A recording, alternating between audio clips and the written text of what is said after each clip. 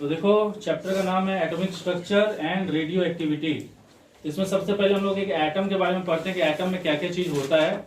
तो देखो जैसे मैं यहाँ पे जो एक्स है ना, एक्स एक एटम को रिप्रेजेंट कर रहा है। एक्स कोई भी एटम है, ओके, कोई भी एलिमेंट का एटम है। और ये जो नीचे में जो चीज लिखा है ना जेड, वो किसको रिप्रेजेंट कर रहा है? एटॉमिक नंबर को रिप्रेजेंट कर रहा है। और ये जो ऊपर में ए लिखा है वो एटॉमिक मास को रिप्रेजेंट कर रहा है। एटॉमिक मास को मास नंबर भी बोलते हैं। एटॉमिक नंबर का डेफिनेशन क्या होता है? नंबर ऑफ प्रोटॉन्स और electron present inside an atom. मतलब नंबर ऑफ प्रोटॉन और इलेक्ट्रॉन कितना एटम के अंदर है। मतलब जितना प्रोटॉन होगा उतना ही इलेक्ट्रॉन भी होगा। इसीलिए एटॉमिक नंबर जो होता है ना, ये जो जेड है, वो प्रोटॉन और इलेक्ट्रॉन के बराबर होता है। मतलब आप एटॉमिक नंबर को दो तरीका से डिफाइन कर सकते हो। एक तरीका से डिफाइन कर सकते हो नंबर ऑफ प्रोटॉन्स, या आप एटॉमिक नंबर को ऐसे भी डिफाइन कर सकते हो नंबर ऑफ इलेक्ट्रॉन्स, क्योंकि एक एटम में नंबर ऑफ प्रोटॉन और नंबर ऑफ इलेक्ट्रॉन क्या होता है? सेम होता है। तो अगर सोच लो, जैसे यहाँ पे मैं एक एग्जांपल भी लिए हैं, जैसे सोडियम है, सोडियम का एटॉमिक नंबर 11 है। तो इसका एटॉमिक नंबर 11 है, मतलब इसमें प्रोटॉन भी 11 है और इलेक्ट्रॉन भी कितना? 11 है, क्योंकि एक एटम क्या होता है? इलेक्ट्रिकली न्यूट्रल होता है। उसके बाद है, और इलेक्ट्रिकली न्यूट्रल होने के लिए क्या होना पड़ेगा? नंबर ऑफ पॉजिटिव चार्ज और नंबर ऑफ नेगेटिव चार्ज क्या होना पड़ेगा? सेम होना पड़ेगा।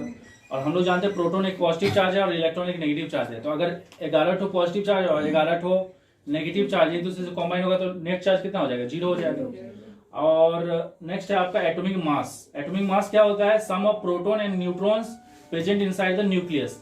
हम लोग जानते हैं एक एटम का बीच में क्या होता है? न्यूक्लियस होता है, ठीक है। तो न्यूक्लियस होता है और चारों तरफ सेल होता है, उसमें इलेक्ट्रॉन घूमते रहते हैं। तो न्यूक्लियस के अंदर क्या होता है? प्रोटॉन और न्यूट्रॉन होता है।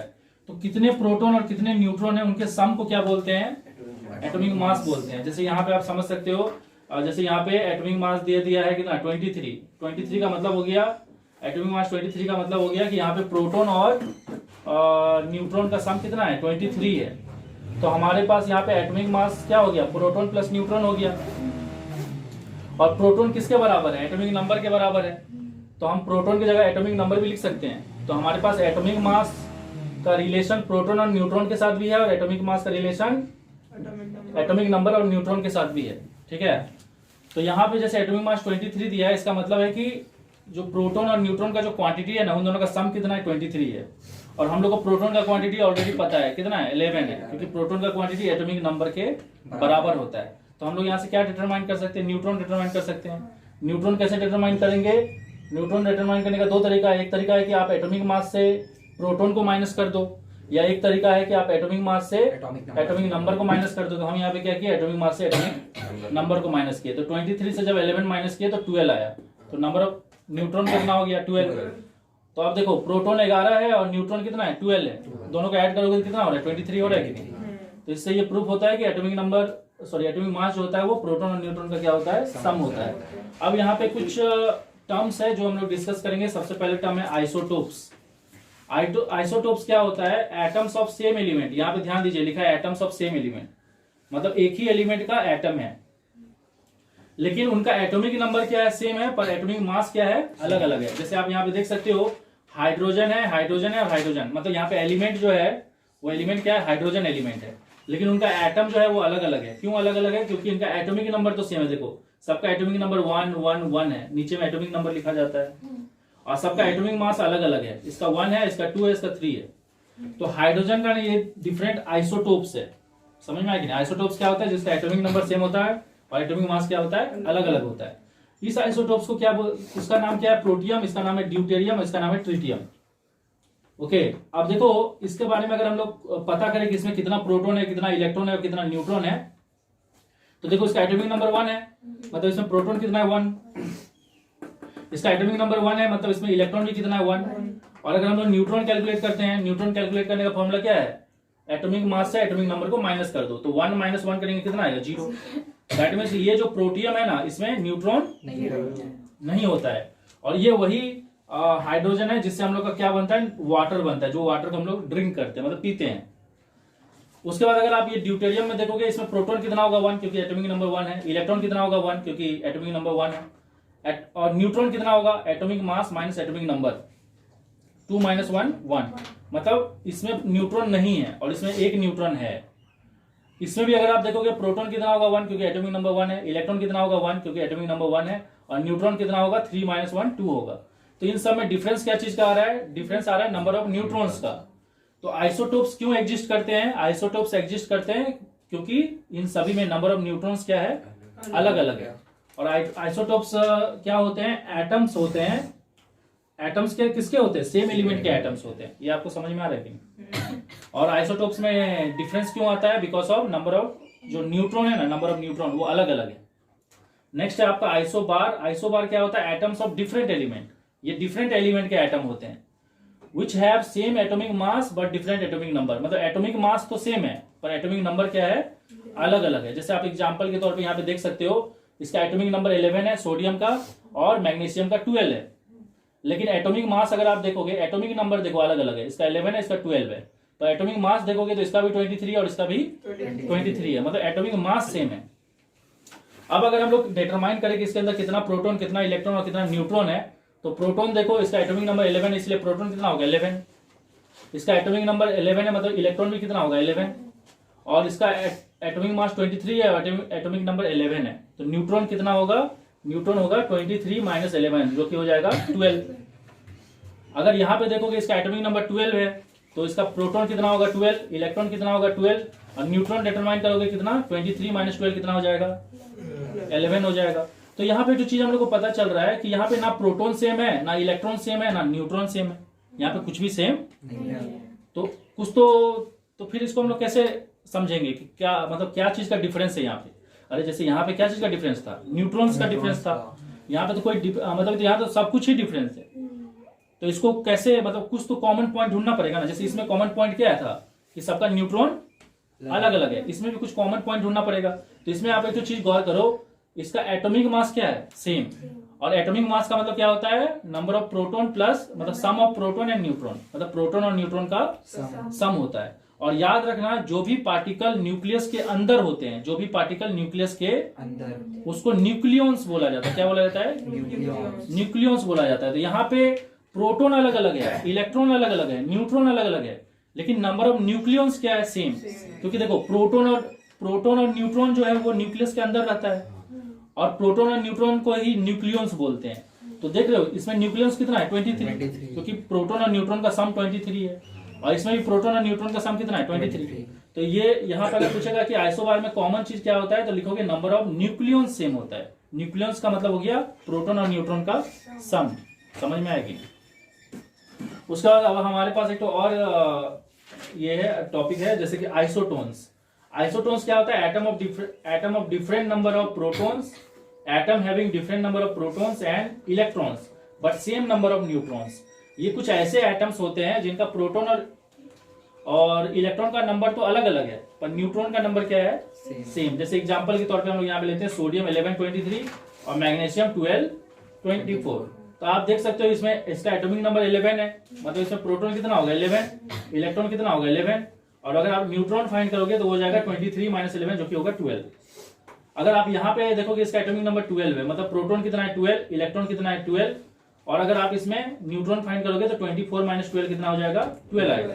तो आप देख सकते हो प्रोटॉन अलग अलग है, इलेक्ट्रॉन अलग अलग है, लेकिन न्यूट्रॉन क्या है, सेम है। तो जब न्यूट्रॉन सेम होता है तो उसको क्या बोला जाता है, आइसोटोन्स बोला जाता है। पॉज कर दें। तो देखो आप लोगों में से कोई बोल सकता है कि यहाँ पे मैग्नीशियम 1224 लिए हैं और यहाँ पे मैग्नीशियम 1223 लिए हैं, ये कैसे, अरे ये दोनों एक दूसरे का आइसोटोप्स है। तो आइसोटोप्स में एटॉमिक नंबर सेम होता है, एटॉमिक मास क्या होता है, अलग अलग होता है। ठीक है, पॉज कर। यहाँ पे थोड़ा कैलकुलेशन मिस्टेक देख लेना, यहाँ पे एक्चुअली हम 11 लिखना है 12 लिख दिए थे, तो आंसर सही है।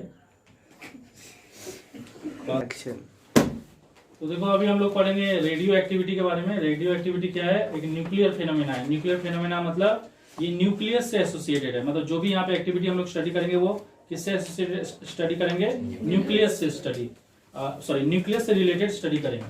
और यहाँ पे क्या होता है, जब भी ये रेडियो जब भी कोई न्यूक्लियर फेनोमेना होता है तो वहां पे एमिशन होता है। क्या क्या चीज का एमिशन होता है, अल्फा पार्टिकल, बीटा पार्टिकल और गामा रेडिएशन का एमिशन होता है। और ये एमिशन कब होता है, जब कोई न्यूक्लियस, किसी एटम का न्यूक्लियस डिके होता है। डिके मतलब टूट जाता है। मान लो कोई ऐसा एलिमेंट है जिसका एटम ना बहुत ज्यादा ही अनस्टेबल है। क्यों बहुत ज्यादा अनस्टेबल है, क्योंकि उसके जो न्यूक्लियस है ना, उसके अंदर प्रोटॉन और न्यूट्रॉन का क्वांटिटी क्या है, बहुत ज्यादा है, एक्सेस है। तो वो उतना प्रोटॉन और न्यूट्रॉन को होल्ड करके रख नहीं पा रहा है, तो क्या होता है, वो टूट जाता है। टूट के क्या बन जाता है, कुछ स्टेबल सब्सटेंस में टूट जाता है। ये समझ में आ रहा है कि नहीं। तो ऐसे रेडियो एक्टिव सब्सटेंस क्या क्या होते हैं, जैसे यूरेनियम, रेडियम, पोलोनियम, थोरियम और एक्टिनियम, ये कुछ ऐसे रेडियो एक्टिव सब्सटेंस हैं जिनका न्यूक्लियस बहुत ज्यादा ही अनस्टेबल है और वो अपना न्यूट्रॉन और प्रोटॉन को होल्ड करके रख नहीं सकते, तो इसलिए क्या होते हैं वो टूट के कुछ स्टेबल सब्सटेंस में कन्वर्ट हो जाते हैं। ये आपको समझ में आ रहा है? हम एक एग्जांपल देके भी समझाएंगे। पहले ये आप समझ लीजिए कि ये रेडियो एक्टिविटी होता क्या है और रेडियो एक्टिव सब्सटेंस क्या क्या है। तो रेडियो एक्टिविटी में हम लोग क्या पढ़ेंगे, उन अनस्टेबल एटम्स के बारे में पढ़ेंगे जिनका न्यूक्लियस बहुत ज्यादा ही अनस्टेबल है और जब वो न्यूक्लियस टूटता है तो किसी और सब्सटेंस में कन्वर्ट हो जाता है, लेकिन जब वो न्यूक्लियस टूटता है तो उनके टूटने से अल्फा पार्टिकल, बीटा पार्टिकल और गामा रेडिएशन निकलता है। ये आपको समझ में आया? और ऐसे रेडियो एक्टिव सब्सटेंस क्या क्या है, यूरेनियम, रेडियम, पोलोनियम, थोरियम और एक्टिनियम। जैसे यहाँ पे आपको हम ये डायग्राम में आप देख सकते हो, यहाँ पे एक रेडियो एक्टिव सब्सटेंस है और इस रेडियो एक्टिव सब्सटेंस का न्यूक्लियस क्या हो रहा है, टूट रहा है। तो जब टूट रहा है तो इससे क्या क्या निकल रहा है, अल्फा पार्टिकल निकल रहा है। देखो ये अल्फा पार्टिकल है और ये बीटा पार्टिकल है और ये गामा रेडिएशन है। अब यहाँ पे एक जो चीज ऑब्जर्व किया गया कि बीटा पार्टिकल जो होता है ना वो नेगेटिव प्लेट की तरफ अट्रैक्ट हो रहा है। सॉरी, बीटा पार्टिकल जो होता है, जो यहाँ पे जो चीज देखा गया कि जो बीटा पार्टिकल होता है वो पॉजिटिव फील्ड की तरफ अट्रैक्ट हो रहा है। इससे ये पता चलता है कि बीटा पार्टिकल का नेचर क्या है, नेगेटिव है। और जो अल्फा पार्टिकल है वो नेगेटिव फील्ड की तरफ अट्रैक्ट हो रहा है, इसीलिए उसका पार्टिकल क्या है, पॉजिटिव है। समझ में आया कि नहीं? और ये दोनों पार्टिकल ऐसे होते हैं जिसको इलेक्ट्रिक फील्ड और मैग्नेटिक फील्ड के द्वारा क्या किया जा सकता है, डिफ्लेक्ट किया जा सकता है। और गामा रेडिएशन जो है ना, ये एक रेडिएशन है, ये कोई पॉजिटिवली चार्ज या नेगेटिवली चार्ज पार्टिकल नहीं है, ये रेडिएशन है। और क्योंकि इसका नेचर न्यूट्रल है तो इसलिए ये ना पॉजिटिव फील्ड और ना नेगेटिव फील्ड से अट्रैक्ट होगा। ये आपको समझ में आ रहा है, इसलिए सीधा चले जा रहा है। और हम लोग क्या करने वाले हैं, इसके बारे में, इन सभी के बारे में, अल्फा पार्टिकल, बीटा पार्टिकल और गामा रेडिएशन के बारे में एक एक करके डिटेल में पढ़ेंगे। तो सबसे पहले हम लोग अल्फा पार्टिकल के बारे में डिस्कस करते हैं। तो अल्फा पार्टिकल क्या होता है, यहाँ पे लिखा अल्फा पार्टिकल होता है doubly ionised helium ion. Alpha particle एक डबली आयोनाइज्ड हेलियम आयन होता है। हम लोग जानते हैं हेलियम का एटॉमिक नंबर 2 होता है और एटॉमिक मास 4 होता है। उस हिसाब से एक हेलियम में प्रोटॉन कितना होगा, क्योंकि इसका एटॉमिक नंबर 2 है मतलब प्रोटॉन इसमें 2 होगा, और क्योंकि इसका एटॉमिक नंबर 2 है मतलब इसमें इलेक्ट्रॉन भी 2 होगा। और अगर आप इसका न्यूट्रॉन डिटरमाइन करोगे, तो न्यूट्रॉन होता है atomic mass minus atomic number, जो कि हो जाएगा 4 - 2 2 होगा। तो ये कि हेलियम एटम का बात हो रहा है, लेकिन यहाँ पे अल्फा पार्टिकल के बारे में क्या लिखा कि ये डबली आयोनाइज्ड हेलियम आयन है। ये सिर्फ हेलियम नहीं है, अल्फा पार्टिकल सिर्फ हेलियम एटम नहीं है, वो क्या है, हेलियम आयोन है। और ऊपर से डबली आयोनाइज का मतलब होता है कि ये अपना दोनों इलेक्ट्रॉन क्या किया है, खो चुका है। तो हम लोग एक हेलियम एटम को अगर हम लोग चाहते हैं कि हेलियम एटम को हेलियम आयन में कन्वर्ट करना, तो हम लोग को क्या करना पड़ेगा, इसका इलेक्ट्रॉन इसमें से हटाना पड़ेगा। और जैसे ही इसमें से इलेक्ट्रॉन हट जाएगा ये क्या बन जाएगा, अल्फा पार्टिकल बन जाएगा। तो आप देख सकते हो अल्फा पार्टिकल में प्रोटॉन तो 2 है क्योंकि इसका एटॉमिक नंबर 2 है। और न्यूट्रॉन कैसे निकलता है, atomic mass minus atomic number, तो वो भी 2 है, लेकिन इसमें इलेक्ट्रॉन बिल्कुल नहीं है। और क्योंकि इसमें इलेक्ट्रॉन नहीं है इसीलिए ये कुछ ऐसा होगा, ये 2 4 हो गया और ये क्या होगा, 2+ होगा। समझ में आ रहा है कि नहीं? अरे मतलब डबली आयोनाइज हुआ कि नहीं, क्योंकि अपना दोनों इलेक्ट्रॉन खो चुका है। और दोनों इलेक्ट्रॉन खोने के कारण ये कैसा पार्टिकल है, पॉजिटिव पार्टिकल है। अब आप नेक्स्ट चीज क्या है, मास ऑफ अल्फा पार्टिकल। अब हम लोग को पता है कि प्रोटॉन और न्यूट्रॉन का मास क्या होता है, नियरली सेम होता है। मास ऑफ प्रोटॉन और मास ऑफ न्यूट्रॉन क्या होता है, नियरली सेम होता है। ठीक है। और हम लोग को पता है कि अल्फा पार्टिकल में कितना प्रोटॉन है, बताओ, 2 प्रोटॉन है। और अल्फा पार्टिकल में न्यूट्रॉन कितना है, बताओ, 2 है। तो हम लोग ये बोल सकते हैं कि अल्फा पार्टिकल का जो मास है वो 4 प्रोटॉन के बराबर है। अब आप बोलोगे ये कैसे हुआ, क्योंकि हम लोग को पता है कि अल्फा पार्टिकल कितना प्रोटॉन से बना है, 2। तो 2 प्रोटॉन का मास और कितना न्यूट्रॉन से बना है, 2 न्यूट्रॉन से बना है, तो 2 न्यूट्रॉन का मास। अरे अल्फा पार्टिकल का टोटल मास क्या होगा, 2 प्रोटॉन का मास प्लस 2 न्यूट्रॉन का मास। और हम लोग को क्योंकि पता है कि प्रोटॉन और न्यूट्रॉन का मास क्या है, सेम है, तो हम लिख सकते हैं ना 4 टाइम्स मास ऑफ प्रोटॉन। नहीं समझ में आया? और अगर किसी को इससे तकलीफ है तो आप 4 टाइम्स मास ऑफ न्यूट्रॉन लिख दो, वो भी सही है। ओके।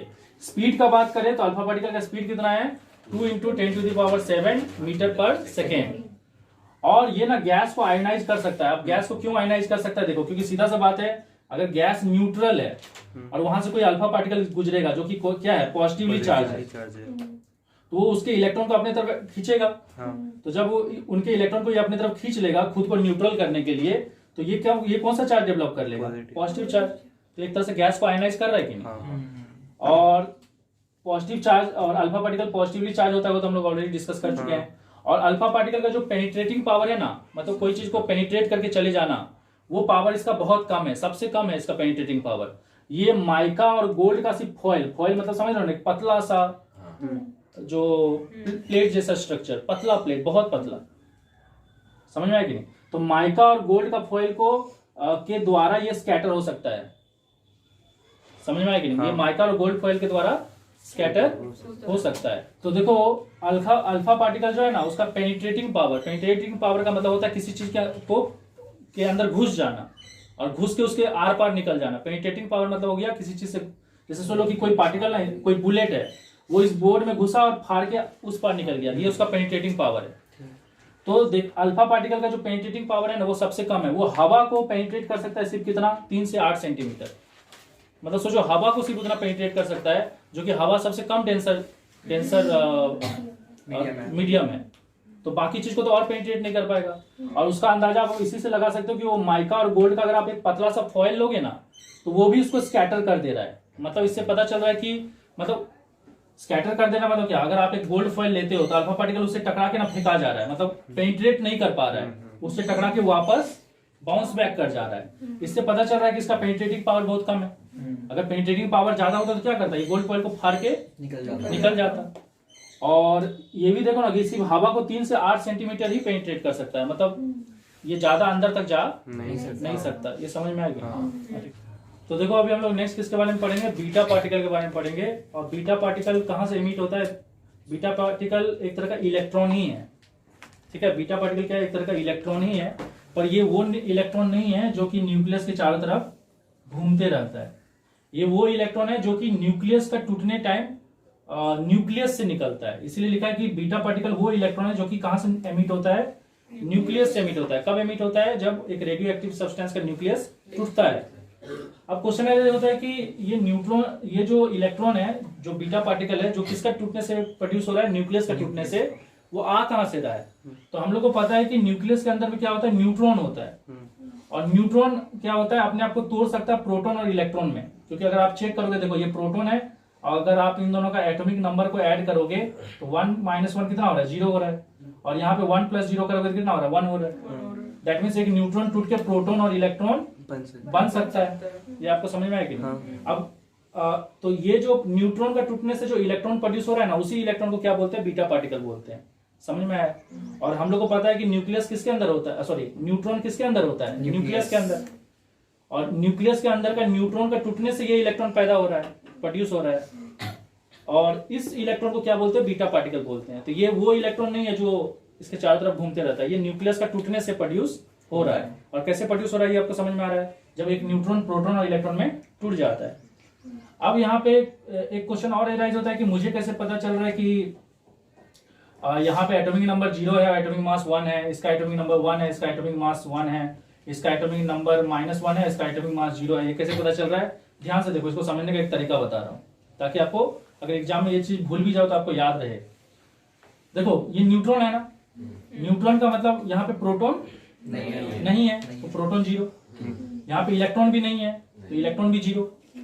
तो एटॉमिक नंबर क्या होता है, प्रोटॉन और इलेक्ट्रॉन। अब यहाँ पे प्रोटॉन इलेक्ट्रॉन नहीं है, मतलब दोनों का वैल्यू कितना हो जाएगा, 0 हो जाएगा। ये समझ में आया कि नहीं। उसके बाद आपका पॉज करना थोड़ा, यहाँ पे प्रोटॉन है क्या, नहीं। यहाँ तो न्यूट्रॉन है ना, तो प्रोटॉन का वैल्यू 0 हो गया। यहाँ पे इलेक्ट्रॉन भी नहीं है, तो मतलब यहाँ पे इलेक्ट्रॉन का वैल्यू भी 0 हो गया। और एटॉमिक नंबर क्या होता है, प्रोटॉन और इलेक्ट्रॉन, तो एटॉमिक नंबर ऑटोमेटिक 0 हो जाएगा कि नहीं, क्योंकि प्रोटॉन और इलेक्ट्रॉन 0 है। और एटॉमिक मास क्या होता है, एटॉमिक मास होता है sum of proton and neutron. अब यहाँ पे न्यूट्रॉन कितना है, एक न्यूट्रॉन है, और यहाँ पे प्रोटॉन बिल्कुल भी नहीं है। और एटॉमिक मास क्या होता है, प्रोटॉन प्लस न्यूट्रॉन का सम, तो 0 + 1 करेंगे तो 1 आएगा कि। तो इसीलिए यहाँ पे एटॉमिक नंबर 0 है, एटॉमिक मास 1 है। ये आपको समझ में आया। अब अगर आप इस चीज को देखोगे तो यहाँ पे प्रोटॉन कितना है, एक है, इसलिए प्रोटॉन 1 लिखे हैं।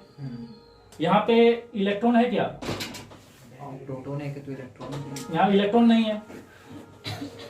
यहाँ पे प्रोटॉन एक है, ठीक है, प्रोटॉन, अरे यहाँ पे कितना तो प्रोटॉन है, एक प्रोटॉन है, इसलिए प्रोटॉन एक है। इलेक्ट्रॉन यहाँ है क्या, नहीं है, इलेक्ट्रॉन 0 हो गया। और न्यूट्रॉन भी इस केस में कितना है, क्योंकि अरे यहाँ न्यूट्रॉन है क्या, नहीं है। सीधा सा बात है, ये एक प्रोटॉन है ना, हाँ तो प्रोटॉन का नंबर कितना होगा 1। 1 यहाँ इलेक्ट्रॉन नहीं है मतलब इलेक्ट्रॉन का वैल्यू 0 हो जाएगा, Zero। यहाँ न्यूट्रॉन नहीं है मतलब न्यूट्रॉन का वैल्यू भी क्या हो जाएगा 0 हो Zero। जाएगा। और हम लोग जानते हैं एटॉमिक नंबर क्या होता है, एटॉमिक नंबर को हम दो तरीके से डिफाइन कर सकते हैं, आइदर नंबर ऑफ प्रोटॉन और नंबर ऑफ इलेक्ट्रॉन। इलेक्ट्रॉन। तो भले नंबर ऑफ इलेक्ट्रॉन 0 है लेकिन नंबर ऑफ प्रोटॉन तो है ना, तो नंबर ऑफ प्रोटॉन 1 होने के कारण एटॉमिक नंबर कितना हो गया 1 हो गया, तो इसलिए एटॉमिक नंबर 1 है। और एटॉमिक मास क्या होता है, प्रोटॉन और न्यूट्रॉन का सम होता है, तो यहाँ न्यूट्रॉन तो नहीं है लेकिन प्रोटॉन तो है ना, तो प्रोटॉन 1 है न्यूट्रॉन 0 है, तो दोनों का सम करोगे कितना होगा 1 है, तो इसीलिए इसका एटॉमिक मास कितना है 1 है। ये समझ में आया। अब आते हैं इलेक्ट्रॉन के पास, इलेक्ट्रॉन में न्यूट्रॉन है क्या, नहीं है, नहीं है। तो न्यूट्रॉन का वैल्यू 0। यहाँ प्रोटॉन है क्या, नहीं है, तो प्रोटॉन का वैल्यू 0। यहाँ इलेक्ट्रॉन है तो इलेक्ट्रॉन का वैल्यू 1। अब क्योंकि इलेक्ट्रॉन का वैल्यू 1 है तो एटॉमिक नंबर का डेफिनेशन को हम दो तरीका से डिफाइन कर सकते हैं। एटॉमिक नंबर को दो तरीके से डिफाइन कर सकते हैं कि नहीं, एक है नंबर ऑफ प्रोटॉन और एक है नंबर ऑफ इलेक्ट्रॉन। तो भले नंबर ऑफ प्रोटॉन नहीं है लेकिन नंबर ऑफ इलेक्ट्रॉन तो है ना, तो इसलिए इसका एटॉमिक नंबर कितना होगा 1 होगा। और क्योंकि ये नेगेटिवली चार्ज पार्टिकल इसलिए यहाँ पे -1 लिखा है। हाँ अब हम लोग का एटॉमिक मास क्या होता है, sum of proton and neutron, तो प्रोटॉन भी 0 है यहाँ पे और न्यूट्रॉन भी 0 है, तो दोनों का सम कितना होगा 0 हो जाएगा। 0। तो ये सबसे आपको ये समझ में आ गया होगा कि एटॉमिक नंबर एटॉमिक मास कहाँ से आया। हाँ और बाकी ये आपको क्लियर हो गया कि ये वो इलेक्ट्रॉन है जो कि न्यूक्लियस का टूटने से प्रोड्यूस होता है।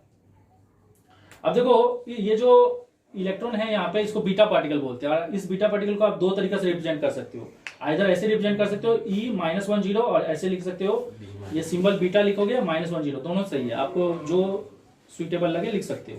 और एग्जाम में अगर ये और ये में से कोई भी अगर एक दे दे तो कंफ्यूज मत होना, दोनों बीटा पार्टिकल ही है। मास ऑफ बीटा, क्योंकि देखो एक बीटा पार्टिकल इलेक्ट्रॉन ही होता है, इसीलिए मास ऑफ बीटा पार्टिकल किसके बराबर है, मास ऑफ इलेक्ट्रॉन के बराबर है। और इसका स्पीड लगभग लाइट के स्पीड के आसपास है, कितना है 2.9 × 10⁸, क्योंकि लाइट का स्पीड हम लोग जानते हैं 3 × 10⁸ होता है।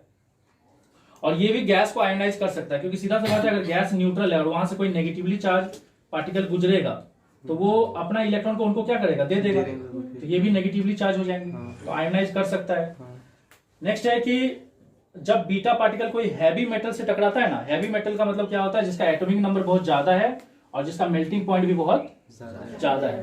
तो जब भी कोई हैवी एलिमेंट का एटम से टकराता है जिसका एटॉमिक नंबर भी ज्यादा है और हाई मेल्टिंग पॉइंट भी ज्यादा है, तो देखा गया है कि जब ये अल्फा पार्टिकल कोई हैवी मेटल से जब ये बीटा पार्टिकल कोई हैवी मेटल से टकराता है ना, तो उनका टकराने से क्या प्रोड्यूस होता है, एक्सरे प्रोड्यूस होता है। अब बोलोगे ये एक्सरे कैसे प्रोड्यूस होता है, देखो मान लो यहाँ पे और भी सेल है और इसमें भी इलेक्ट्रॉन्स है।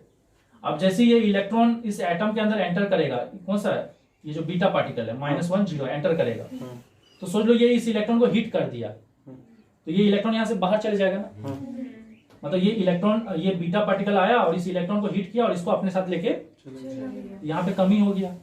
जैसी कमी होगा तो यहाँ के इलेक्ट्रॉन यहाँ पे कंपेंसेट करने के लिए नीचे आएगा, और क्योंकि ये इलेक्ट्रॉन ज्यादा एनर्जी वाला सेल में था और ये वाला सेल जो है वहाँ पे कम एनर्जी है, तो ये अपना कुछ एनर्जी को लिबरेट करेगा ना, तो वो जो एनर्जी लिबरेट करता है वो किस फॉर्म में लिबरेट करता है, in the form of radiation, x-ray. या एक दूसरा पॉसिबिलिटी भी है कि ये इलेक्ट्रॉन सोच लो किसी इलेक्ट्रॉन से नहीं टकराया, बस यहाँ पे इन दोनों का स्पेस से गुजर गया, समझ में आया। तो देखो जब ये इलेक्ट्रॉन ना इस एटम का एम्प्टी स्पेस से गुजर रहा है तो ये न्यूक्लियस क्या चाहेगा, उस इलेक्ट्रॉन को पकड़ना चाहेगा, लेकिन फिर भी ये इलेक्ट्रॉन सोच लो इसको पास करके निकल जा रहा है, मतलब तो ये अगर इलेक्ट्रॉन यहाँ से पास करके निकल रहा है और न्यूक्लियस उसको खींचना चाहता है, तो न्यूक्लियस का पकड़ से बाहर निकलने के लिए उसका कुछ एनर्जी लॉस होगा कि नहीं, हाँ, वो एनर्जी भी किस फॉर्म में लॉस होगा, in the form of x-ray. दो पॉसिबिलिटी है, एक पॉसिबिलिटी है कि वो इलेक्ट्रॉन को लेके चले जाएगा, उसको फिल करने के लिए ये इलेक्ट्रॉन जब नीचे आएगा तो उसका एनर्जी लॉस होगा in the form of x-ray. दूसरा पॉसिबिलिटी है कि जब ये इलेक्ट्रॉन यहाँ से गुजरेगा न्यूक्लियस उसको खींचना चाहेगा, लेकिन न्यूक्लियस का पकड़ को ओवरकम करते हुए उसको निकलना है, तो उसमें कुछ एनर्जी लॉस होगा, तो वो भी एक्सरे फॉर्म में लिबरेट होगा। तो ये याद रखना कि जब भी यहाँ पे हैवी मेटल का हम एग्जांपल भी दे दिए हैं जिसका नाम क्या है, टंगस्टन। तो जैसे ये बीटा पार्टिकल कोई हैवी मेटल से टकराएगा तो क्या प्रोड्यूस होगा, एक्सरे प्रोड्यूस होगा। और देखो इसका पेनिट्रेटिंग पावर ना आपका अल्फा पार्टिकल से ज्यादा है, ठीक है। बीटा पार्टिकल का जो पेनिट्रेटिंग पावर है, मतलब किसी चीज को पेनिट्रेट करके उसके अंदर से पार हो जाना, ये पावर जो है ना उसका अल्फा पार्टिकल से ज्यादा है। और इसलिए आप देख सकते हो कि आप वहां पे देखोगे कि वो पतला सा गोल्ड फॉइल को भी पार नहीं कर पाता है, कौन, अल्फा पार्टिकल। और हवा को भी कितना पेनिट्रेट कर पाता है, 3 से 8 सेंटीमीटर, लेकिन ये 5 mm को, लेकिन ये जो है ना ये किसके द्वारा स्टॉप किया जा रहा है, 5 mm अल्युमिनियम शीट, मतलब ये ज्यादा अंदर तक पेनिट्रेट कर सकता है। अरे क्योंकि देखो वो एक पतला फॉइल को भी पेनिट्रेट नहीं कर पा रहा है, और ये 5 mm का अल्युमिनियम को पेनिट्रेट लगभग कर दे रहा है, लेकिन बाहर नहीं जा पा रहा है, मतलब इसका पेनिट्रेटिंग पावर ज्यादा है। अरे समझ में आया? तो नेक्स्ट हम लोग जानते हैं कि जब भी कोई रेडियो एक्टिव सब्सटेंस का न्यूक्लियस ब्रेकडाउन होता है तो उससे अल्फा पार्टिकल, बीटा पार्टिकल और गामा रेडिएशन निकलता है। तो अभी हम लोग गामा रेडिएशन के बारे में पढ़ेंगे। तो गामा रेडिएशन के बारे में क्या बोला कि ये एक इलेक्ट्रोमैग्नेटिक रेडिएशन है, मतलब ये एक तरह का लाइट ही है, क्योंकि आपको पता है कि लाइट एक इलेक्ट्रोमैग्नेटिक रेडिएशन है, और लाइट बहुत सारा कंपोनेंट से बना है, और हर कंपोनेंट का जो वेवलेंथ है वो अलग अलग है, और फ्रिक्वेंसी भी क्या है, अलग अलग है, लेकिन सभी कंपोनेंट का स्पीड क्या है, सेम है। और हम लोग गामा रे के बारे में स्पेक्ट्रम चैप्टर में पढ़े भी हैं कि गामा से ज़्यादा मतलब गामा का वेवलेंथ जो होता है वो सबसे कम होता है, और उससे ज़्यादा वेवलेंथ किसका होता है, एक्सरे का, और फिर अल्ट्रावायलेट का। अल्ट्रावायलेट के बाद आपका विबग्योर है, मतलब विजिबल लाइट, उसके बाद विबग्योर, IR और red, violet, indigo, blue, green, yellow, orange, red, और उससे ज्यादा है आपका इंफ्रारेड, फिर माइक्रोवेव, और फिर लास्ट में आपका रेडियो वेव। तो आप यहाँ पे देख सकते हो कि जो गामा रे है वो एक इलेक्ट्रोमैग्नेटिक स्पेक्ट्रम का हिस्सा है, मतलब लाइट का एक कंपोनेंट है, और क्योंकि एक लाइट का कंपोनेंट है और ये इलेक्ट्रोमैग्नेटिक रेडिएशन है, लाइट क्योंकि अपने आप में एक इलेक्ट्रोमैग्नेटिक रेडिएशन है। इलेक्ट्रोमैग्नेटिक रेडिएशन का मतलब क्या होता है कि लाइट जो है ना वो दो चीज से बना हुआ है, इलेक्ट्रिक फील्ड और मैग्नेटिक फील्ड से, और दोनों का जो एक्सिस ऑफ वाइब्रेशन है ना वो अलग अलग है। अगर सोलो इलेक्ट्रिक फील्ड इस वर्टिकली वाइब्रेट कर रहा है तो मैग्नेटिक फील्ड कैसे वाइब्रेट करता है, हॉरिजॉन्टली वाइब्रेट करता है, लेकिन दोनों अपना वाइब्रेशन एक ही टाइम में कंप्लीट करता है। जैसे कि सोलो ये जितना टाइम में अपना वाइब्रेशन एक वाइब्रेशन कंप्लीट करेगा ना, उतना टाइम में वो भी अपना एक वाइब्रेशन कंप्लीट कर लेगा। समझ में आया कि नहीं?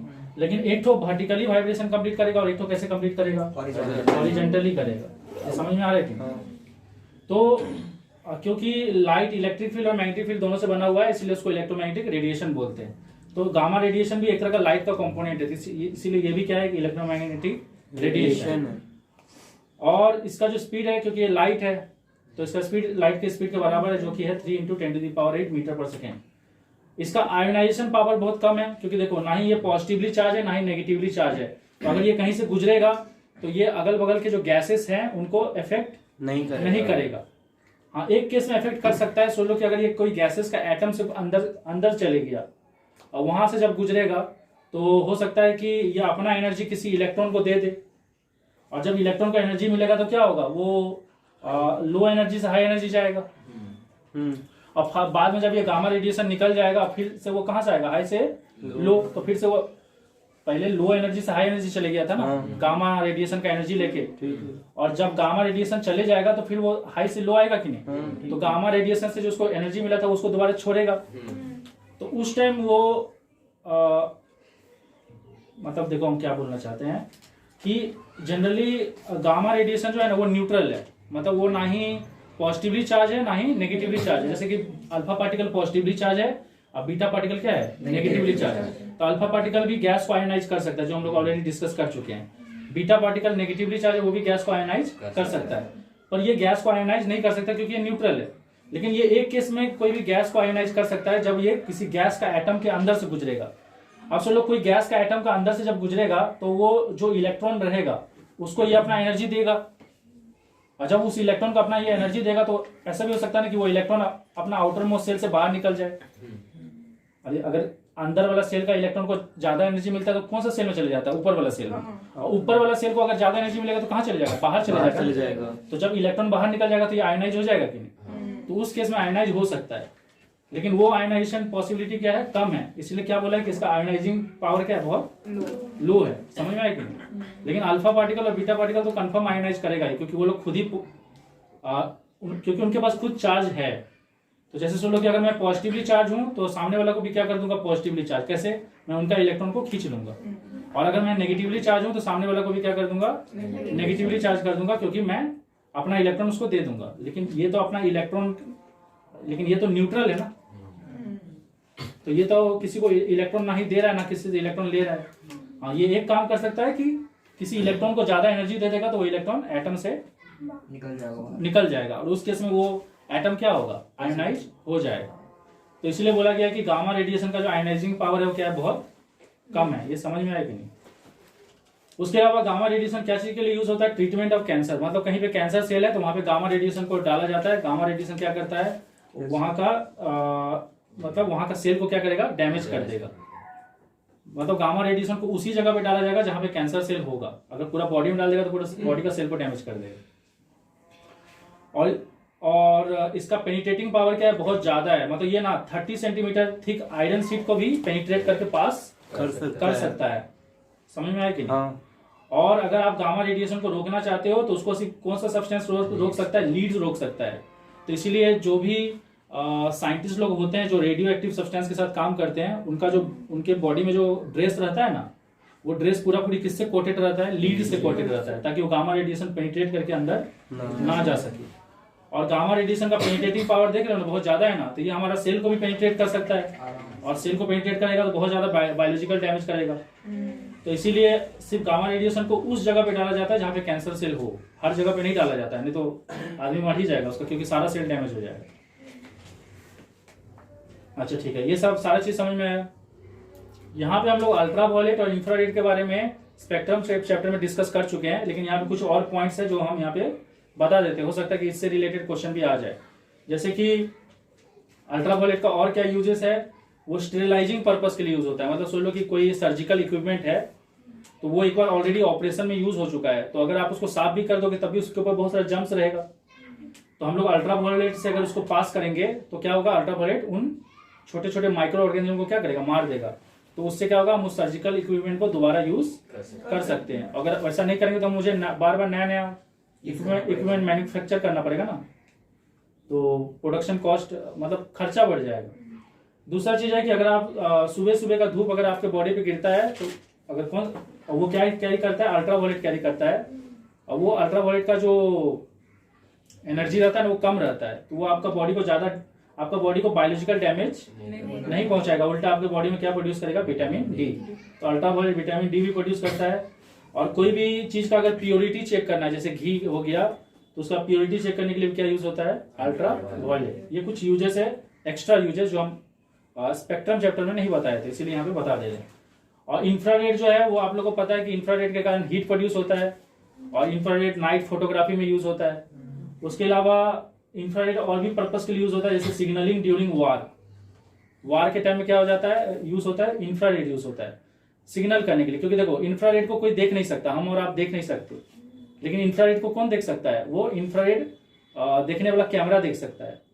तो सोच लो कि अगर मैं कुछ सिग्नल कर रहा हूं तो जो मेरे पार्टी होंगे उनके पास वो कैमरा होगा, तो उस कैमरा से वो देख सकते हैं कि मैं कुछ सिग्नल कर रहा हूँ। पर नॉर्मली इंसान अपने आंख से देख नहीं सकता, तो सिग्नलिंग के लिए यूज हो सकता है। जितने भी रिमोट होते हैं ना, उसमें भी क्या यूज होता है? इंफ्रारेड यूज होता है। हमारे घर में जितना भी टीवी रिमोट होता है उसमें इंफ्रारेड यूज होता है, टीवी को कंट्रोल करने के लिए। रिमोट कंट्रोल कार भी, हाँ, रिमोट कंट्रोल कार भी, जितना भी रिमोट कंट्रोल गैजेट होता है वहां पे भी इंफ्रारेड यूज होता है। मतलब इंफ्रारेड हम लोग को दिखाई नहीं देता है, लेकिन वो फिर भी उस चीजों को क्या कर रहा है? रिमोट में जो लाइट जलता है, रेड कलर का, उसी वही होता है क्या? नहीं। रिमोट में जो लाइट जलता है वो लाइट को तो तुम देख पा रहा है ना। हाँ। लेकिन इंफ्रारेड को तुम नहीं देख सकता।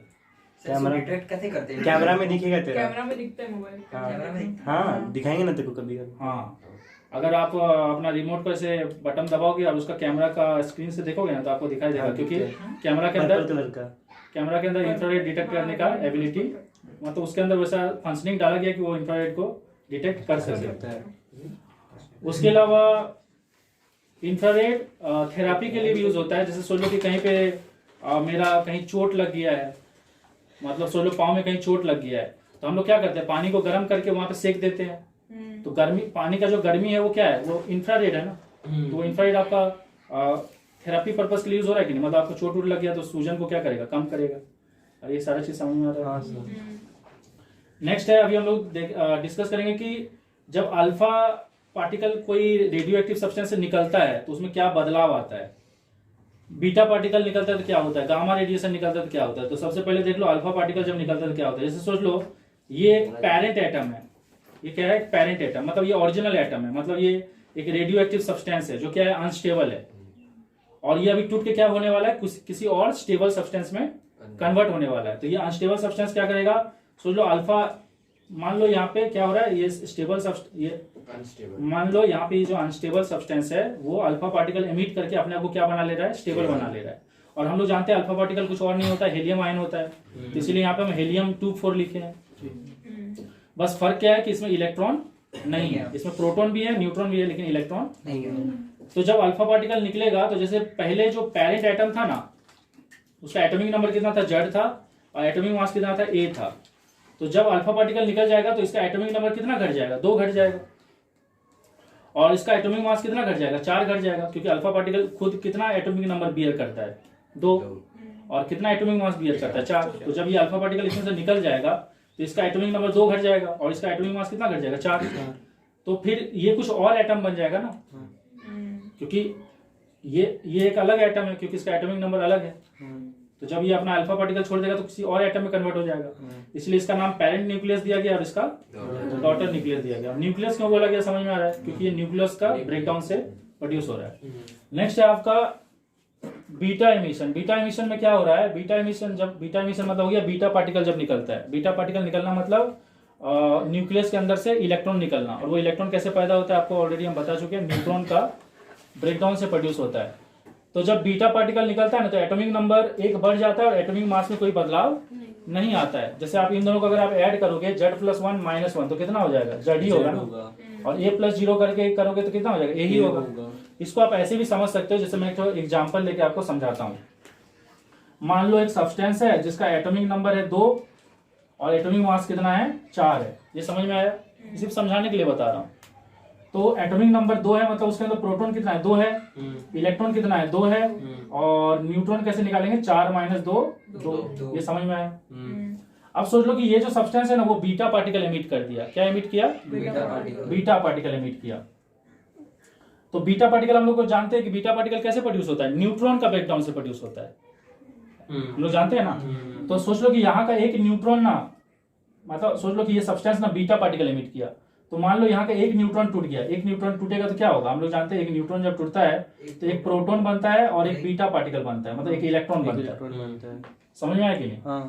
तो जब ये मान लो इसमें से एक न्यूट्रॉन टूट गया, यहाँ पे 2 न्यूट्रॉन था ना, तो एक न्यूट्रॉन इसमें से टूट गया। ये समझ में आ रहा है।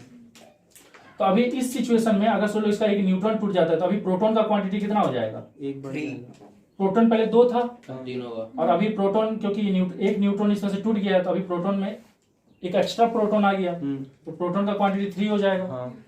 और पहले 2 इलेक्ट्रॉन था, और क्योंकि अभी और एक एक्स्ट्रा इलेक्ट्रॉन क्रिएट हो गया तो इलेक्ट्रॉन का क्वांटिटी भी कितना हो जाएगा, 3 हो जाएगा, और न्यूट्रॉन का क्वांटिटी कितना हो जाएगा, 1। ये आपको समझ में आया। तो अभी हम लोग एटॉमिक नंबर कैलकुलेट करेंगे। एटॉमिक नंबर अभी क्या हो जाएगा, एटॉमिक नंबर होता है नंबर ऑफ प्रोटॉन और नंबर ऑफ इलेक्ट्रॉन। तो नंबर ऑफ प्रोटॉन और नंबर ऑफ इलेक्ट्रॉन कितना हो गया, 3 हो गया ना। तो पहले 2 था नंबर ऑफ प्रोटॉन और 2 था नंबर ऑफ इलेक्ट्रॉन, तो एटॉमिक नंबर कितना था, 2 था। अभी जो नया सब्सटेंस बनेगा उसमें प्रोटॉन और इलेक्ट्रॉन का क्वांटिटी 1 बढ़ जाएगा, तो ये 3 हो गया कि नहीं।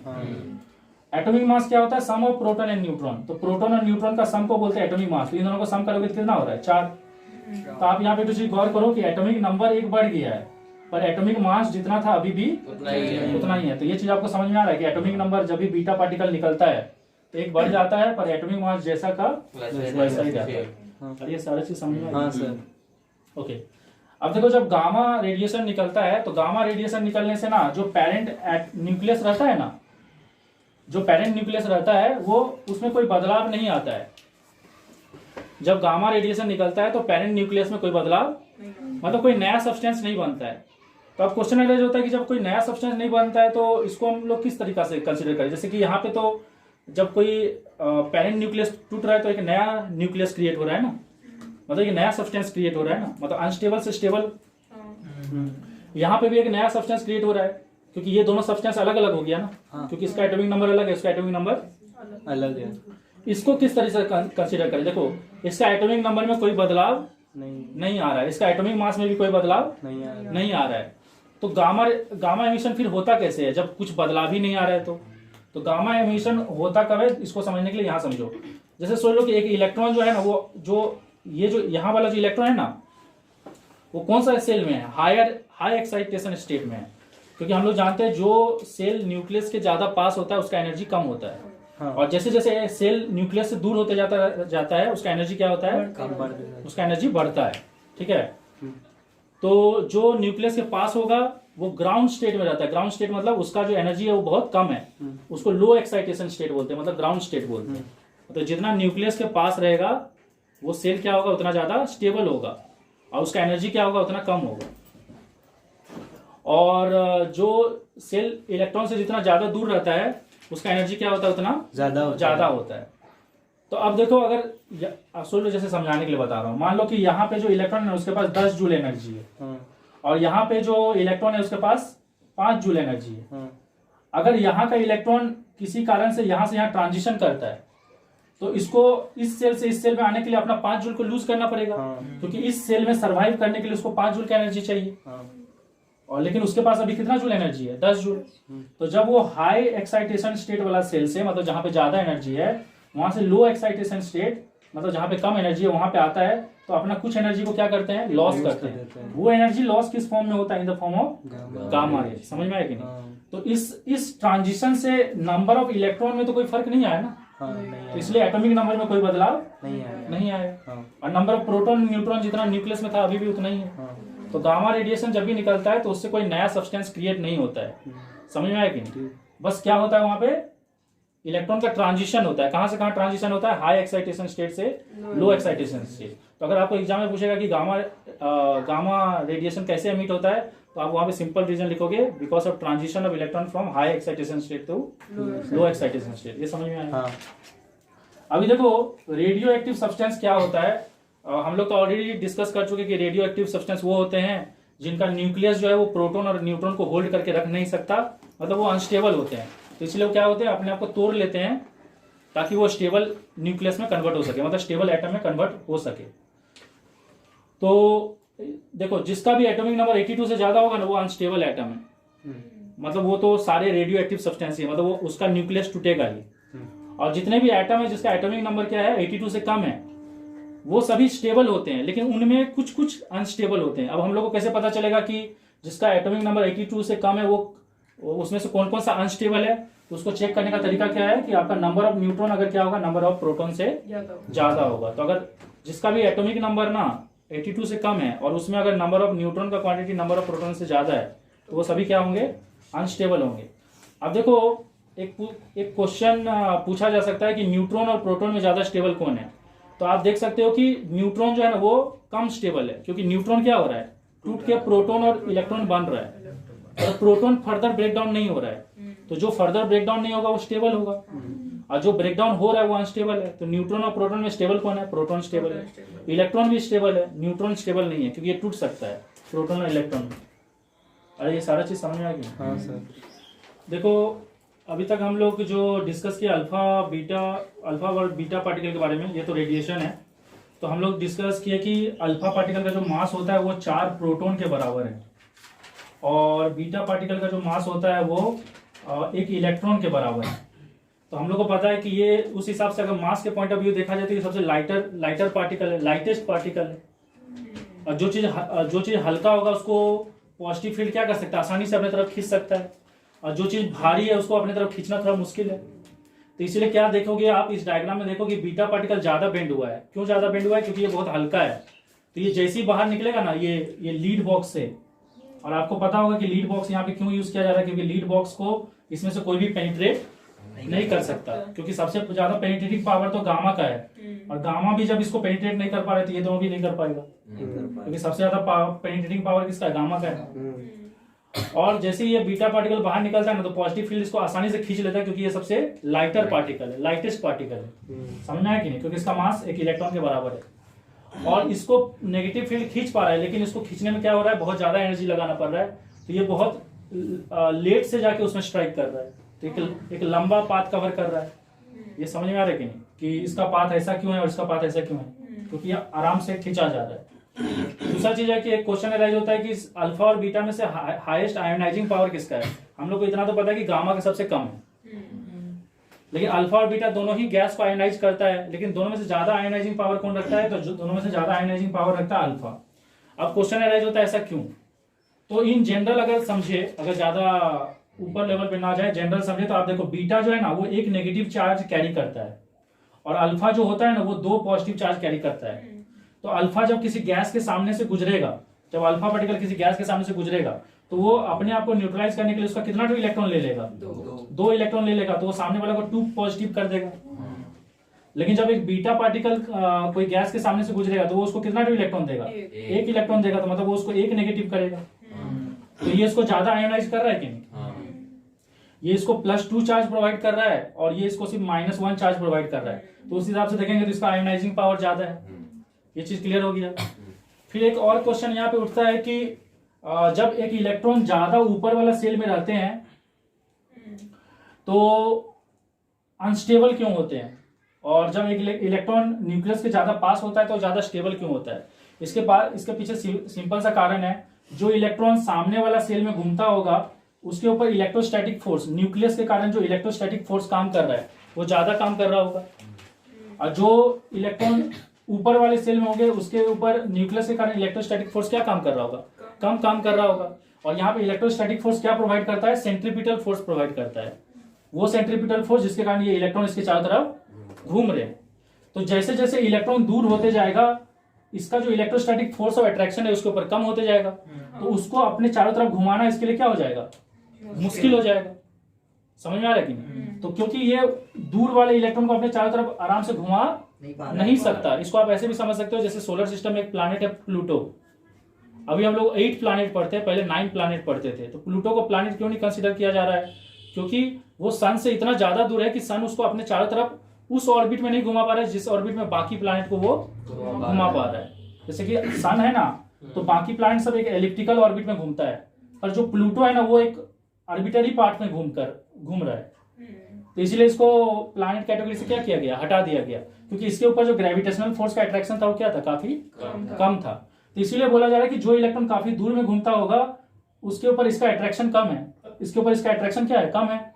तो ये उसको नेसेसरी सेंट्रीपिटल फोर्स प्रोवाइड नहीं कर पा रहा है। तो इसीलिए वो एटम अनस्टेबल है, वो कभी भी इस ऑर्बिट से क्या हो सकता है? निकल सकता है। ये समझ में आ रहा है? लेकिन जो पास में है उसको ये अपना सेंट्रीपिटल फोर्स प्रोवाइड कर पाएगा, क्योंकि इलेक्ट्रोस्टैटिक फोर्स क्या है? ज्यादा है। तो ये इनका न्यूक्लियस का पकड़ से बाहर निकलना क्या है? मुश्किल है। और क्योंकि इनका इलेक्ट्रॉन से बाहर निकलना मुश्किल है इसलिए क्या है? स्टेबल है। ये समझ में आया कि नहीं? अब देखो, अब यहाँ पे एक क्वेश्चन और रियलाइज होता है कि जो इलेक्ट्रॉन न्यूक्लियस के ज्यादा पास है उनका एनर्जी कम क्यों, और जो इलेक्ट्रॉन न्यूक्लियस से ज्यादा दूर है उसका एनर्जी ज्यादा क्यों? समझ में आया कि नहीं?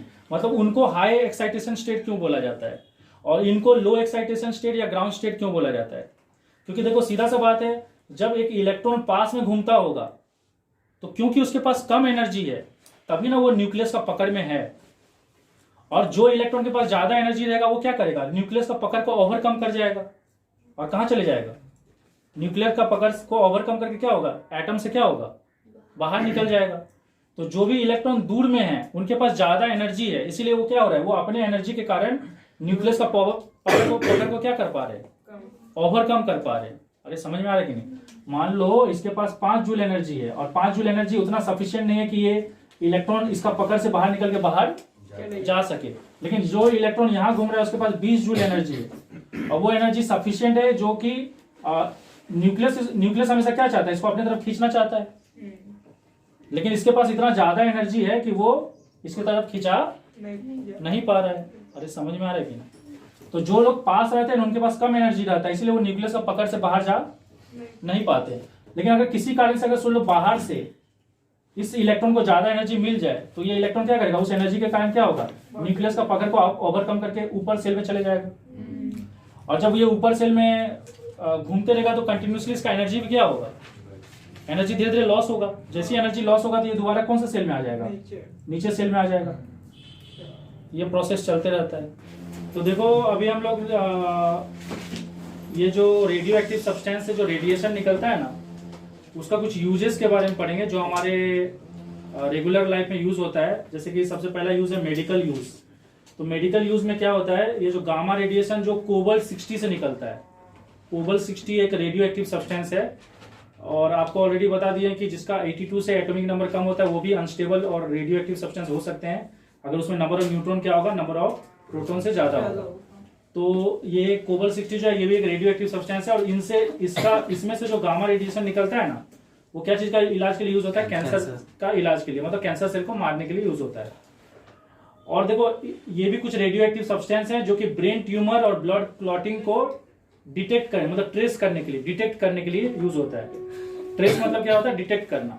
ओके, तो सॉल्ट, कौन कौन सा सॉल्ट का रेडिएशन को यूज किया जाता है? Radio sodium chloride, radio iron, radio iodine, इन सभी से जो निकलने वाला रेडिएशन है, उस रेडिएशन से पता लगाया जाता है कि बॉडी का कौन सा हिस्सा में क्या हुआ है, क्लॉटिंग हुआ है।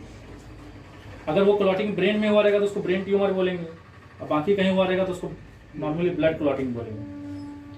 अब देखो साइंटिफिक यूज क्या है। साइंटिफिक यूज में जैसे कि कार्बन डेटिंग, कार्बन डेटिंग में क्या होता है, जितने भी आर्कोलॉजिकल चीज है, आर्कोलॉजिकल चीज मतलब क्या, जैसे कि प्राचीन काल में कोई जीव था, कोई प्लांट था, कोई एनिमल था, वो जमीन के नीचे दब गया, तो जब आज उसका फॉसिल मिलता है तो हम लोग उस कार्बन डेटिंग से पता लगाते हैं कि वो चीज कितना पुराना है। कैसे पता लगाते हैं? हम लोग ये चेक करते हैं कि कितना कार्बन 14 नाइट्रोजन में कन्वर्ट हो चुका है।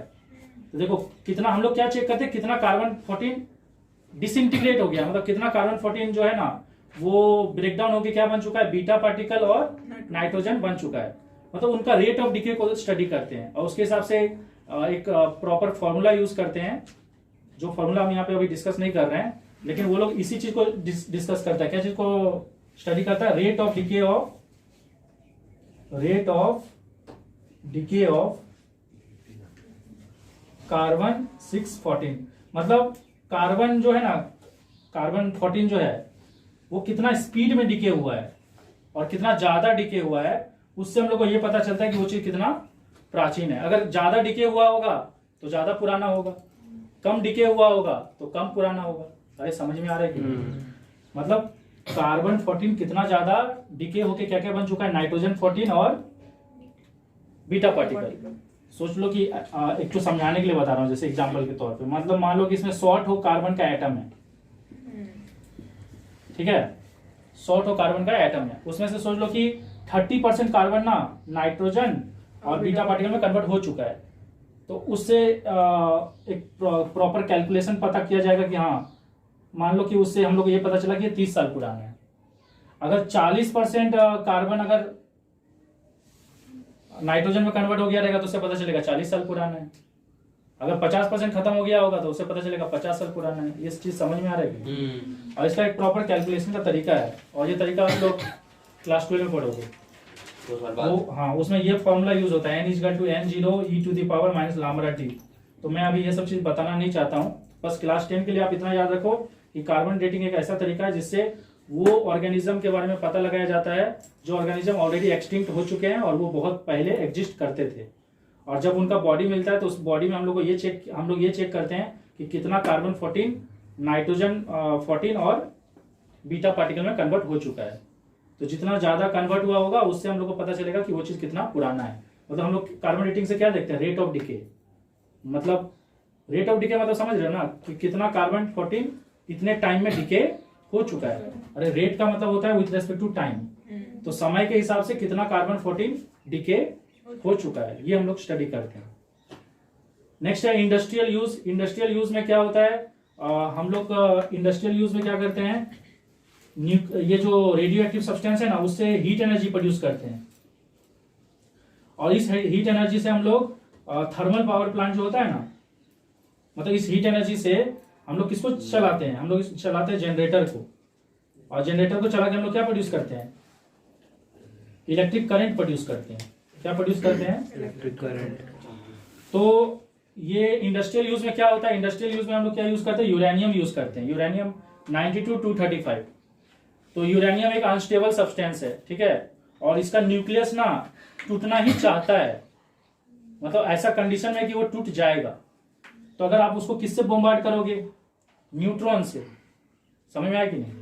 तो जैसे आप उसको न्यूट्रॉन से बॉम्बार्ड करोगे तो उसका न्यूक्लियस ऑलरेडी बहुत ज्यादा अनस्टेबल है, जैसे एक न्यूट्रॉन जाके उसका न्यूक्लियस से टकराएगा तो यूरेनियम क्या होता है, टूट जाता है। यूरेनियम टूट के स्टेबल सब्सटेंस में कन्वर्ट हो जाता है।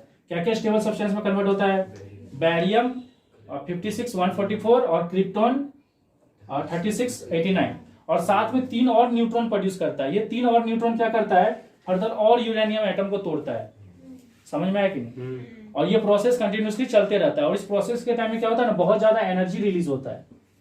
और ये एनर्जी किस फॉर्म में रिलीज होता है? In the form of heat energy. और इस हीट एनर्जी से क्या चीज को ऑपरेट किया जाता है? जनरेटर को। और जनरेटर से फिर क्या चलाया जाता है? जनरेटर से क्या प्रोड्यूस किया जाता है? करंट। समझ में आया कि नहीं? तो ये इसका इंडस्ट्रियल यूज हो गया। अब देखो, अगर आपको इस रिएक्शन को रोकना है, इस रिएक्शन को क्या करना है? तो हम लोग को रोकने के लिए क्या करना पड़ेगा? न्यूट्रॉन को यूरेनियम का एटम तक पहुंचने से रोकना पड़ेगा। तो न्यूट्रॉन को यूरेनियम का एटम तक पहुंचने से रोकने के लिए हम लोग को सबसे पहला स्टेप क्या करना पड़ता है? इन न्यूट्रॉन को स्लो करना पड़ता है। इसको स्लो करने के लिए ना हैवी वाटर यूज होता है। हैवी वाटर क्या होता है? हैवी वाटर होता है D2O, मतलब ड्यूटेरियम ऑक्साइड। हम लोग जो पानी पीते हैं वो H2O होता है, वो प्रोटियम से बना हुआ है। लेकिन यहाँ पे जो इसको स्लो डाउन करने के लिए जो वाटर यूज होता है ना, उसका नाम क्या है? D2O, ड्यूटेरियम ऑक्साइड, जो कि कौन सा हाइड्रोजन से बना हुआ है? H12 से बना हुआ है। ये समझ में आया कि नहीं? और एक बार न्यूट्रॉन जब स्लो हो जाता है तो स्लो होने के बावजूद भी तो पहुंच सकता है ना। तो उसको सेकंड स्टेप में क्या किया जाता है? इसको एब्जॉर्ब कर लिया जाता है। इसको एब्जॉर्ब करने के लिए क्या यूज होता है? इसको एब्जॉर्ब करने के लिए हम यूज करते हैं कैडमियम रॉड। क्या यूज करते हैं? और ये जो होल फेनोमेना है ना, इसको न्यूक्लियर फ्यूजन बोलते हैं। सर न्यूक्लियर फ्यूजन क्यों बोलते हैं? क्योंकि यहाँ पे क्या हो रहा है कि हैवी न्यूक्लियस जो है ना, वो टूट के क्या बन रहा है? टू लाइटर न्यूक्लियस बन रहा है। तो जब भी कोई बड़ा न्यूक्लियस टूट के दो छोटा छोटा न्यूक्लियस बन जाता है, तो न्यूक्लियस का टूटने का प्रोसेस को क्या बोलते हैं? Nuclear fusion. फ्यूजन मतलब होता है टूटना। ठीक है, पॉज कर। उधर एटॉमिक मास सेम नहीं आ रहा है। तो देखो, अभी हम लोग यहाँ पे डिस्कस करेंगे कि जब भी कोई रेडियो एक्टिव सब्सटेंस को हम लोग हैंडल करते हैं, मतलब जो लोग भी उस जगह पे काम करते हैं जहाँ पे रेडियो एक्टिव सब्सटेंस है, तो वो लोग वहाँ पे क्या क्या सेफ्टी मेजर लेगा ताकि वो अपने आप को उस रेडिएशन से बचा सके। क्योंकि आपको पता है कि आपका जो गामा रेडिएशन है ना, वो आपका सेल तक को डैमेज कर सकता है और आपको बहुत सारा आपको कैंसर तक हो सकता है, या आप उस रेडिएशन से एक्सपोज होके आपका जेनेटिक लेवल पे भी डैमेज हो सकता है। समझ में आया कि नहीं? तो इन रेडिएशन से बचने के लिए कुछ सेफ्टी प्रिकॉशन लेना पड़ेगा। तो सबसे पहला सेफ्टी प्रिकॉशन क्या है कि जो भी इंसान रेडियो एक्टिव सब्सटेंस के साथ वर्क कर रहा है, उसको ऐसा एप्रोन पहनना है और ऐसा ग्लोव्स पहनना है जो कि लीड से कोटेड हो। क्योंकि लीड को ना अल्फा पार्टिकल, ना बीटा पार्टिकल, ना गामा रेडिएशन पेनिट्रेट कर सकता है। अगर वो कोई चीज को कैरी कर रहा है, जैसे तो लोग कोई चीज को एक जगह से उठा के दूसरा जगह रख रहा है, तो अपना हैंड को यूज ना करे, बल्कि क्या यूज करे? लीड से बना हुआ टंग को यूज करे। उसके अलावा है कि जब भी आप रेडियो एक्टिव सब्सटेंस को रखते हो तो आपको ऐसे बॉक्स में रखना है जो क्या चीज से बना होगा? लीड से बना होगा। मतलब आपको रेडियो एक्टिव सब्सटेंस को लीड कंटेनर में रखना है। प्लस देखो, आपको न्यूक्लियर रिएक्टर का क्या होता है? जहां पे अभी हम लोग एक रिएक्शन पढ़े थे कि नहीं, न्यूक्लियर फ्यूजन का, जिसमें क्या हो रहा था? यूरेनियम से हम लोग यूरेनियम के ऊपर हम लोग न्यूट्रॉन से बॉम्बार्ड कर रहे थे। उससे यूरेनियम टूट रहा था और उससे एनर्जी प्रोड्यूस हो रहा था, हीट एनर्जी। और उस हीट एनर्जी से हम लोग क्या प्रोड्यूस करते हैं? Electrical energy. तो जहां पे भी ये प्रोसेस होता है उसको क्या बोलते हैं? न्यूक्लियर रिएक्टर बोलते हैं। तो न्यूक्लियर रिएक्टर जो होता है उसको आपको ऐसा जगह बनाना है, उस प्लांट को आपको ऐसा जगह बनाना है। न्यूक्लियर रिएक्टर एक ऐसा प्लांट है जहां पे न्यूक्लियर एनर्जी से इलेक्ट्रिकल एनर्जी प्रोड्यूस किया जाता है। तो आपको न्यूक्लियर रिएक्टर ऐसा जगह पे बनाना है जहां पे भूकंप ना आए। क्योंकि देखो, अगर भूकंप आएगा और वो radio active substance open space में एक्सपोज हो गया तो उससे क्या होगा? बहुत सारा लाइफ चले जाएगा। प्लस अगर सोच लो, अगर ऐसा जगह पे बना भी दिए जहां पे भूकंप आने का चांसेस है, तो आपको क्या करना है? उसका दीवार को बहुत मजबूत बनाना है ताकि उसका भूकंप आने से भी उसका दीवार टूट के ना गिरे, मतलब उस प्लांट का दीवार टूट के ना गिरे। या अगर आप नॉर्मल जगह पे भी बना रहे हो तो आपको ऐसा दीवार बनाना है कि वो इन फ्यूचर हो सकता है ना, कभी भी कुछ भी हो सकता है, डिजास्टर आ सकता है, तो आपको ऐसा दीवार बनाना है कि जो कि भूकंप को बर्दाश्त कर सके। इसलिए बोला कि दीवार बहुत ज्यादा ही मोटा कंक्रीट का बना होना चाहिए, ईटा का बना होना चाहिए, और बहुत ज्यादा ही स्टील यूज होना चाहिए दीवार में, ताकि स्टील मजबूती प्रोवाइड करेगा। और जो दीवार रहेगा ना, वो उसके ऊपर कोटिंग क्या चीज कराना चाहिए? लीड का कोटिंग कराना चाहिए, ताकि किसी भी कंडीशन में वो न्यूक्लियर रिएक्टर प्लांट का जो प्लांट है वो डैमेज ना हो। क्योंकि अगर एक लीकेज भी हुआ तो वहां से रेडिएशन निकलेगा और रेडिएशन हम लोग को डैमेज कर सकता है। नेक्स्ट है, हम आप लोग को ऑलरेडी बताए थे कि जब न्यूक्लियर रिएक्शन होता है तो यूरेनियम को क्या किया जाता है? यूरेनियम 92-235 को बॉम्बार्ड किया जाता है न्यूट्रॉन से। और जब ये रिएक्शन होता है तो और 3 न्यूट्रॉन बनता है, जो हम लोग ऑलरेडी डिस्कस कर चुके हैं। और ये 3 न्यूट्रॉन और यूरेनियम को तोड़ेगा। तो इस हिसाब से तो ये चेन रिएक्शन चलते ही जाएगा ना, कभी रुकेगा नहीं। तो इस रिएक्शन को रोकने के लिए मुझे जो ये 3 न्यूट्रॉन बन रहा है उसको क्या करना पड़ेगा? यूरेनियम तक पहुंचने से रोकना पड़ेगा। तो रोकने के लिए हम पहला स्टेप क्या बोले? क्योंकि ये सब बहुत फास्ट, बहुत स्पीड में निकलता है, तो इसको स्लो कर, सबसे पहले तो स्लो करना पड़ेगा। स्लो करने के लिए हम लोग क्या यूज करते हैं, मॉडरेटर यूज करते हैं। मॉडरेटर का काम क्या है, न्यूट्रॉन का स्पीड को स्लो करना। तो हम एक मॉडरेटर का नाम आपको ऑलरेडी बता दिए हैं, D2O, जिसको हैवी वाटर बोलते हैं। D2O का मतलब होता है ड्यूटेरियम ऑक्साइड। और दूसरा मॉडरेटर के तौर पर हम लोग क्या यूज कर सकते हैं, ग्रेफाइट। उसके बाद थर्ड स्टेप में, सेकंड स्टेप में क्या किया जाता है, इसको स्लो किया जाता है फर्स्ट स्टेप में। सेकंड स्टेप में इसको एब्जॉर्ब कर लिया जाता है ताकि ये यूरेनियम तक पहुंच नहीं पाए। तो एब्जॉर्ब करने के लिए क्या यूज होता है, कैडमियम रॉड यूज होता है। ये सारा चीज आपको समझ में आया। अब देखो यहाँ पे हम लोग एक और टॉपिक डिस्कस करने वाले हैं जिसका नाम है बैकग्राउंड रेडिएशन। बैकग्राउंड रेडिएशन क्या है, बैकग्राउंड रेडिएशन वो रेडिएशन है जिससे आप हमेशा ही एक्सपोज होते हो, भले आप कोई रेडियो एक्टिव सब्सटेंस के पास में हो या ना हो। अरे जरूरी नहीं कि आप कोई रेडियो एक्टिव सब्सटेंस के पास में ही रहोगे तभी आपको रेडिएशन से एक्सपोज होगे। ऐसे बहुत सारे सब्सटेंस हैं जो कि हमेशा रेडिएशन एमिट करते रहते हैं और वो आपके आसपास में हमेशा रहते हैं, आप उससे बच ही नहीं सकते।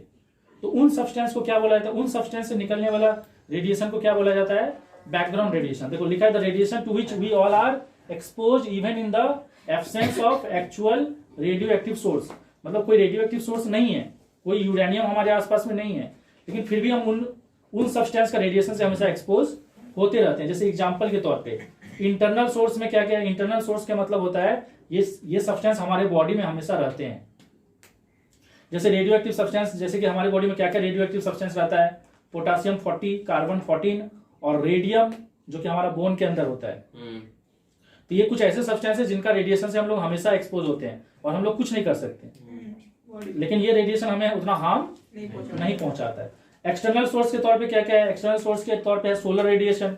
आप सोलर रेडिएशन से बच नहीं सकते, और सोलर रेडिएशन भी जो है वो भी तो एक तरह का रेडिएशन ही है ना, जिससे आप हमेशा एक्सपोज हो ही रहे हो। उसके अलावा है रेडॉन 222, ये सब्सटेंस जो है वो हमारे नेचर में हर जगह रहता है, जिससे भी आप हमेशा एक्सपोज होते हो। और कॉस्मिक रे, कॉस्मिक रे क्या होता है, कॉस्मिक रे का मतलब हो गया कि जो रेडिएशन स्पेस से आ रहा है। मान लो कोई स्टार का डेथ हो गया, उसका डेथ के टाइम क्या होता है, बहुत ज्यादा रेडिएशन निकलता है, वो रेडिएशन पूरा स्पेस में फैल रहा है, तो वो रेडिएशन हमारे अर्थ के एटमॉस्फेयर को भी पेनिट्रेट करके आता होगा नहीं। तो कॉस्मिक रेज मतलब वो हर रेडिएशन जो कि स्पेस से आ रहा है। एक तरह से हम लोग सनलाइट को भी कॉस्मिक रे बोल सकते हैं। तो इन सब चीजों से आप बच नहीं सकते, इन सब चीजों से आप हमेशा एक्सपोज होते ही रहते हो। तो इन सब चीजों का जो रेडिएशन है उसको कौन सा रेडिएशन बोलते हैं, बैकग्राउंड रेडिएशन। अच्छा देखो यहाँ पे ना ये एक रिएक्शन दिया हुआ है और आपको बोला है कि यहाँ जो गैप है ना वहां पे क्या होगा। तो हम लोग जानते हैं कि जब भी कोई न्यूक्लियस डिसइंटीग्रेट होता है, मतलब कोई भी रेडियो एक्टिव सब्सटेंस टूटता है, मतलब उसका न्यूक्लियस ब्रेकडाउन होता है, तो हम लोग को पता है कि वो कुछ स्टेबल सब्सटेंस में कन्वर्ट हो जाता है और साथ ही साथ क्या क्या एमिट करता है, अल्फा पार्टिकल, बीटा पार्टिकल और गामा रेडिएशन एमिट करता है। और जरूरी नहीं कि ये सभी एक ही साथ एमिट होगा, इसमें से कोई एक भी एमिट हो सकता है, कोई दो भी एमिट हो सकता है, सारे के सारे भी एमिट हो सकते हैं। तो जैसे अब आपको यहाँ पे बोल दिया कि यहाँ पे कौन सा पार्टिकल एमिट हो रहा है, ठीक है, तो हम लोग कैसे पता करेंगे, हम लोग बैलेंसिंग करके पता करेंगे। देखो जैसे यहाँ और यहाँ का कितना का डिफरेंस है, 2 का डिफरेंस है, और यहाँ का कितना का डिफरेंस है, 4 का। दैट मींस कौन सा पार्टिकल एमिट हो रहा है, अल्फा पार्टिकल। तो अल्फा पार्टिकल आप जब भी लिखोगे ना तो आप यहाँ पे अल्फा मत लिख देना, आप यहाँ पे हेलियम लिखना, क्योंकि आपको पता है कि अल्फा पार्टिकल क्या होता है, हेलियम आयन होता है। तो जब भी अल्फा पार्टिकल लिखोगे तो अल्फा पार्टिकल नहीं लिखे, आपको वहां पे क्या लिखोगे, हेलियम आयन लिखोगे। ये समझ में आ गया। अब आपको ऐसा टाइप का भी क्वेश्चन दे सकता है जिसमें ये देखो ये एटॉमिक नंबर 92 दिया और एटॉमिक मास कितना दे दिया, 238, और आपको बोला कि पहले अल्फा डिके हुआ है और आपको बोला कि इसका इन सभी का एटॉमिक नंबर और एटॉमिक मास बताओ। तो पहले अल्फा डिके हुआ है, तो अल्फा डिके होने के बाद हम लोग जानते हैं कि एटॉमिक नंबर 2 घट जाता है और एटॉमिक मास 4 घट जाता है, तो ये हो जाएगा 90 और ये हो जाएगा 234। जब गामा डिके होता है तो कुछ भी चेंजेस नहीं आता है, जो जैसा वैसे ही रहता है, बस इलेक्ट्रॉन का ट्रांजिशन होता है हाई एनर्जी स्टेट से लो एनर्जी स्टेट। तो इसमें एटॉमिक नंबर और एटॉमिक मास में कोई फर्क नहीं पड़ेगा। अब देखो यहाँ पे बीटा डिके लिखा है, लेकिन बीटा डिके कितना बार लिखा है, 2 बार लिखा है। तो पहला एक बार बीटा डिके होगा तो क्या होगा, एटॉमिक नंबर 1 बढ़ जाएगा, और बीटा डिके होने से एटॉमिक मास में कोई फर्क नहीं पड़ता है, तो एटॉमिक मास वही का वही रहेगा। जब दूसरा बार बीटा डिके होगा तो एटॉमिक नंबर और 1 बढ़ जाएगा, क्योंकि बीटा डिके होने से एटॉमिक नंबर बढ़ता है और एटॉमिक मास में कोई फर्क नहीं आएगा। तो इसीलिए इसका क्या हो जाएगा, ये हो जाएगा 92 और 234। तो कभी कभी क्या हो सकता है ना, एग्जाम में आपको इसका रिवर्स वे में भी दे सकता है, मतलब ये दिया रहेगा और आपको बाकी को लिखने बोलेगा।